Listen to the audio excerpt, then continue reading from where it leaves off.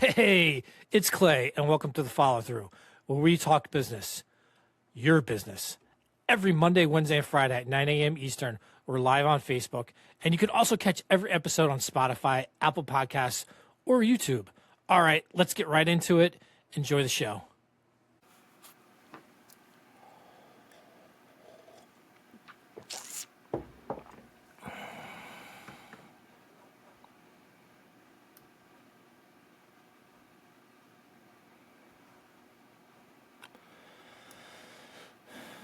Good morning, everyone.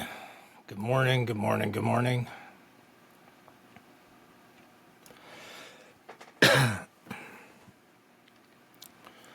Super chilly again here. I feel like it's getting colder quicker on the East Coast than it normally does. And I am turning into a softie. Not working outside all the time, being inside, going outside, just the cold just goes right to my chilly. Right now, our life is a little bit boring and very predictive because on the weekends you can find us at a hockey rink one day. On Fridays, you can find us at a hockey rink on Saturdays and another hockey rink on Sundays. It's a lot of hockey rinks, a lot of stinky hockey rinks, but we love it, and we really enjoy this time of year.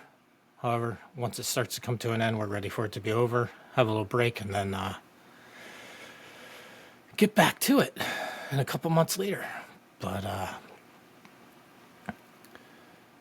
if you're joining us, again, shoot in the comments there. Quick hello so I know you're there.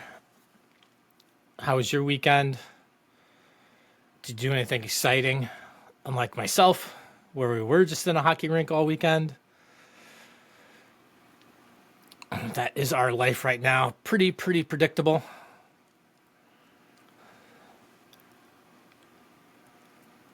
Hockey rinks. It's pretty much our life. And again, it's super chilly. What's it like in your part of the country there? You have some warm weather, some not warm weather. Get ready to go outside and get some work done. So today, I want to talk about something that's super exciting.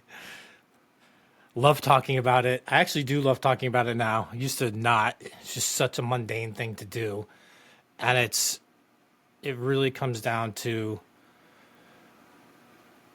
tracking your leads and why is it important to do that? Why is tracking so important? We talk about tracking all the time, tracking all kinds of stuff in our company, and it just seems like one more thing to track. But it really allows you to get a good sense of the quality of leads that are coming in, and it provides you a lot of other information to make informed decisions. Hey, good morning, Jay. Good morning, Yin. It's freezing out. Hey, it's cold. Hopefully we get some relief. But back to lead tracking. So again, such a boring topic, quite honestly. However, I love talking about it now, and I love data at this point. When I first started out as a contractor, going to so many events and learning and taking all kinds of stuff. So much information. There's so much information, so much talk about marketing, and you need the phone to ring, which you do. Like when you first start out, getting that phone to ring and selling those jobs, getting cash in the bank, it's super important. But once we start getting to a point to where we're trying to figure out where to take our company and make decisions based on marketing and all that kind of stuff, lead tracking ends up becoming your friend. It's data that is going to help you make informed decisions. And as I mentioned, when I first started out, I was like, lead tracking, like I can't handle this. Like, this is too much. There's so much information to track. And when I first started out, it was spreadsheets. Spreadsheets was the only way to do it. But once you saw the numbers, because people would share them, you'd be like, oh my gosh, this makes sense. Tracking my leads makes sense, and it's going to help me make decisions based on those numbers that lead tracking gives you. So until I was able to find a way to make it easier for myself, because taking phone calls, writing that information down, then entering that information into a spreadsheet, to me was just mundane, and there was just no way I was going to do it. But we'll talk about how we can do it and how and things you can do to help you do that. But today I really want to talk about why lead tracking matters and the information that it provides you and the data it provides you to make these decisions. So the core things that it allows you, the data it gives you allows you to make decisions in three main places, really.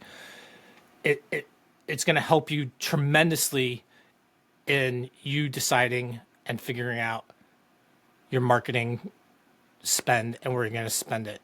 It allows you to track and see where sources that you're dumping money into may deserve more budget, or maybe there's sources and marketing sources that you're using that you can just completely get rid of because it's not working and there are no leads coming in from it. Lead tracking will also provide you an actual cost per lead. So it's going to allow you to figure out how much you're costing to get that phone to ring, how much it's costing you to get that phone ring, how much it's costing to get someone to reach out to you. It's going to also give your actual cost per acquisition, which is your cost per acquisition would be, okay, it's costing me I'm spending $10,000 in marketing spend, and I sold 10 jobs. Just to make the math easier, so it's costing me $1,000 to get one new client that actually does the work with me. Super, super valuable information to have. And it's also going to provide you which source, how much each source is producing in an average sale. So it'll show you if you're putting money into Google Ads, you're spending X number of dollars in Google Ads. It's going to tell you what your average sale is from Google Ads. So it's gonna give you all of that data to allow you to make marketing decisions based on that data, and you can figure out where to put your money. In addition, it's also going to allow you to make sales process decisions. So if you're tracking those leads and you're tracking them consistently and you're tracking the right things, it's going to show you where in your sales process your bottlenecks are happening. It's going to show you how quickly your momentum is dying when someone reaches out to you. How fast are they dropping off? How many touches is it taking you to sell a job? Which is super important, because then if you're finding it's taking 10 touches, maybe you revamp your sales process or revamp how you're doing things in your sales process. It's going to show you exact points where your opportunities are just disappearing. Maybe they come in, and then, as we talked about last week, the think about it stage, maybe your leads are completely dropping off in that think about it stage. And it's also going to give you a true close rate, which is super important in forecasting revenue. So you're not guessing what your close rate is. You're actually getting a hard number as to what your close rate is based on the data that you provide, a worksheet or whatever you're using to track that data. It's also going to allow you to make informed business growth decisions. So it'll give you predictable revenue forecasting. It's going to allow you to figure out when you can afford to hire. It's going to allow you to figure out how you can scale your marketing to increase your revenue. And it's also going to allow you to figure out if you're actually growing or if you're just busy. So those are three main things that lead tracking is going to allow you to make informed decisions on just by lead tracking. And all of these numbers come into a pool, and then can analyze these numbers. And once you have the numbers, it's super easy and super fast to figure out what you need to do and where you need to go with your marketing, with your sales process, or with your business growth. So what is it really costing you to not track your leads? So one, and it goes back to those three points that we just talked about before. You make bad marketing decisions. If you keep paying for sources that aren't working or keep dumping time into sources that aren't working, you're totally wasting your time and wasting money. Because if those marketing sources are not bringing in clients or even bringing in good clients or clients that are converting, then why are you doing it? You just got to stop doing it and find something else that's going to bring in clients for your company. It's also going to, from an invisible bottleneck standpoint or your sales process standpoint, if you don't track where people are dying off or leaving or ghosting you and just never coming back, you're never going to know how to fix your sales process, or you're not really ever going to know what's happening. Is it your response time that's causing it? Maybe as a contractor, you collect pictures. Maybe that's a bottleneck for your customers. Maybe it's after the quote. If you're tracking that and figuring out, and you're sending out quotes or talking to people about quotes, and then you don't hear back from them, and that's where people are dying off and you're not converting them, you can change that. You can fix it. But without the data and without knowing, you have no idea what's happening. So you're guessing. And revenue, like, you can forecast revenue and you can guess revenue, but when you have the numbers in front of you and the data in front of you from a lead standpoint, you can forecast so much easier, so much better, because it's all based on number of leads and your close rate. You can completely, and then even your average sale as well. And you can do the math and you can figure out how many more leads you need, keep your close rate, and then you can figure out what your revenue can be from that. So if you increase your leads by 100 and you're closing 20%, it's an extra 20 jobs a year. And what's your average revenue per client? And you can figure out how much you can increase your revenue just by increasing your leads. So I talked to quite a few contractors, and it's like one of the questions I ask is, how many leads did you get last year? And a lot of people ask about marketing, like where, and you see it all over the internet and in different Facebook groups and everything, where people are saying, I need to market, I need my phone to ring, I need this to happen, I need that to happen. And one question I ask all the time is, how many leads did you get last year and where did they come from? And most contractors can't actually answer that question of how many leads they got last year or how many leads they got last month.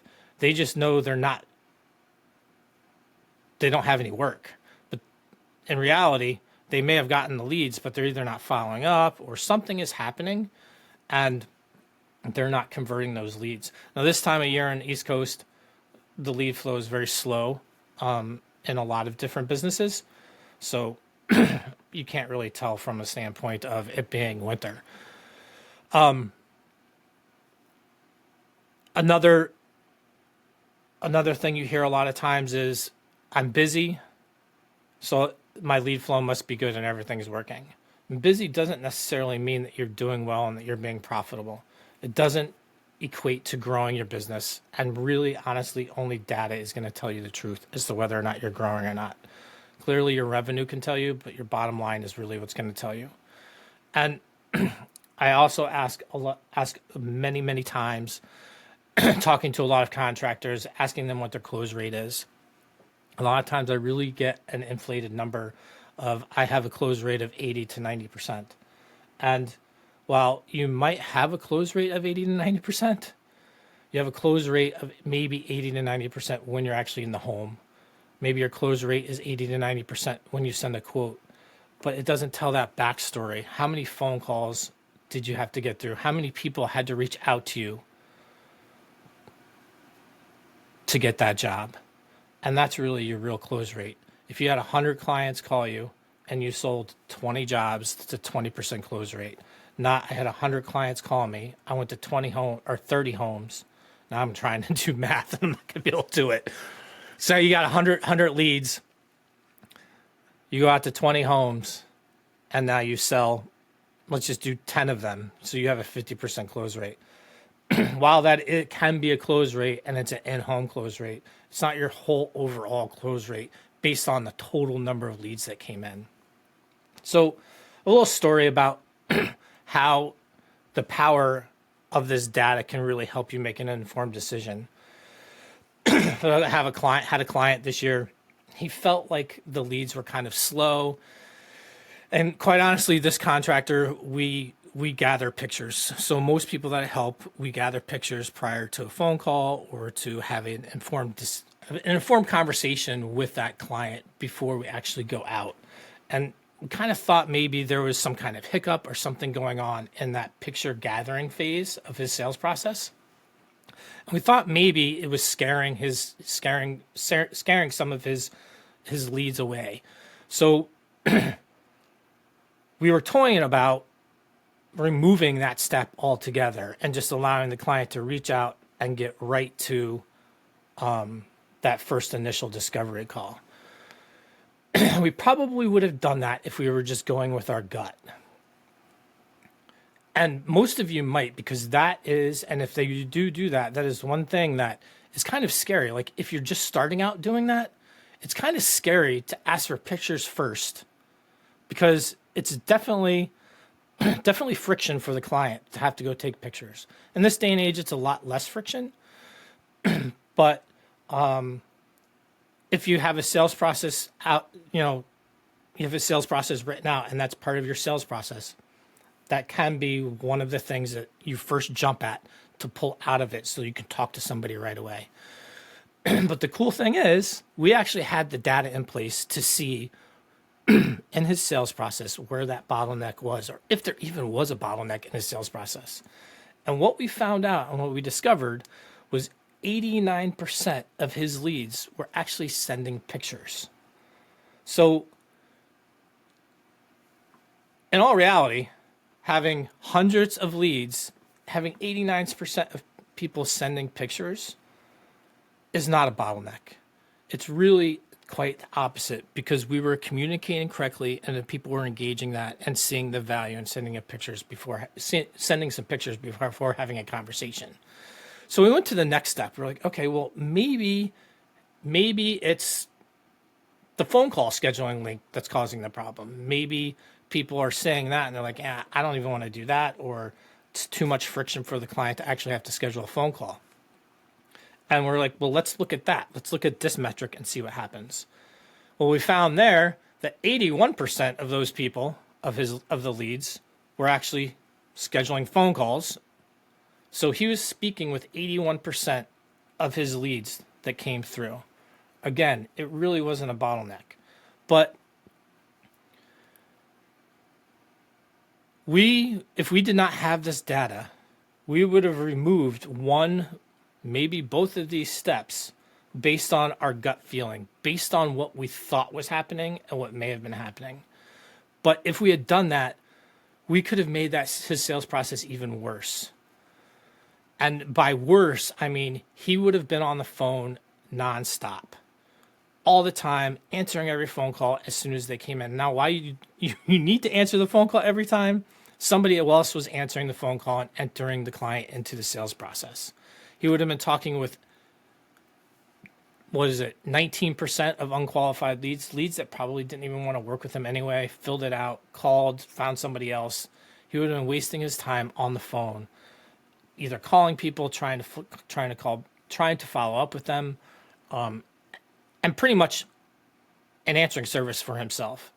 He would have definitely had lower close rates. And if we had removed the assignment selling, it would not have filtered out and brought in the serious buyers to him.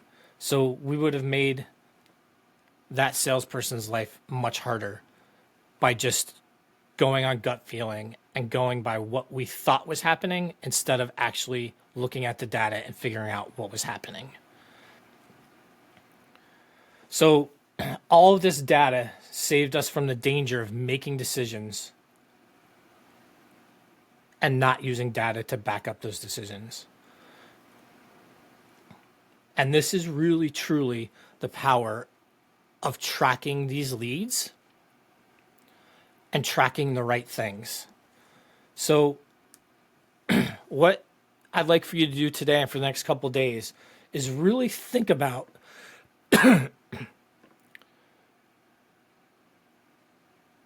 whatever number you think is true. If you're not tracking it, it's probably not. So if you think your close rate is 10%, or if you think it's 30% or 40%, your actual number is probably not what you really think it is, because it's not based on actual data. And at the end of the day, there's so much information that you can gather, it seems completely daunting.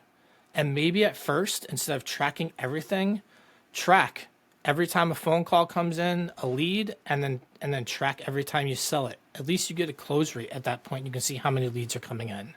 Start doing something, even if you're just using a spreadsheet. Even that data alone will help you decide how many more leads you need to get. And it's not necessarily going to help you decide where to put your marketing efforts, but it's going to give you information you need to increase revenue. Or it might even say maybe you're just starting out and you're only using one or two different marketing methods. If you track at least the number of leads you get and how many of those leads you're closing, it's going to give you your real close rate. And if you're only using one or two marketing leads and your close rate's not good, it's going to give you the information you need to make some decisions and to pivot. So many times, and I thought that all this lead tracking was just a spreadsheet thing where I had to do more data entry. And really, quite honestly, it is a decision-making weapon that you need in your business. If you want to have better marketing, you want to have better sales, and you want to eventually have predictable growth, it starts by knowing not just these numbers, but a whole bunch of numbers, which brings in a whole lot of other things. But this is a super important lead tracking. I think is one of the most important things to look at to allow you to make educated decisions within your business, marketing decisions, sales decisions, and even allows you to make decisions as to how to grow, because it allows you to figure out where to put your marketing dollars to grow your business. So that's all for today. On Wednesday, I'm going to talk about the things you should be tracking and the things to help you make those informed decisions. And like today, definitely even start today. It's not too late to start. Start tracking down every phone call that comes in, every person that you call, when you close a lead. Super simple numbers, 1, 2, 3. Don't even track names or anything right now if it's too much for you, and then get your close rate. And then you can start adding to that, because once you start doing it, it starts to become a habit, just like anything else. Start small, start with the small stuff, and then build on top of it, just like anything else. So I really appreciate everybody joining me today.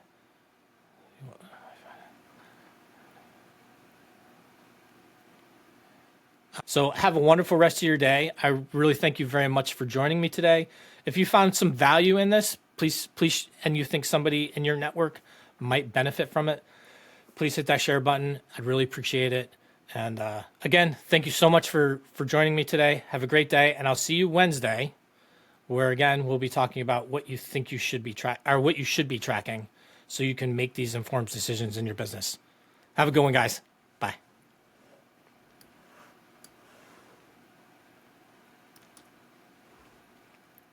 Before you go, if you want to learn more about what we're all about, head on over to kairocx.com. You can reach out to us there, or just dig in and learn more about how we can help businesses like yours at Cairo CX. Thanks for watching, and I'll see you next time on The Follow Through.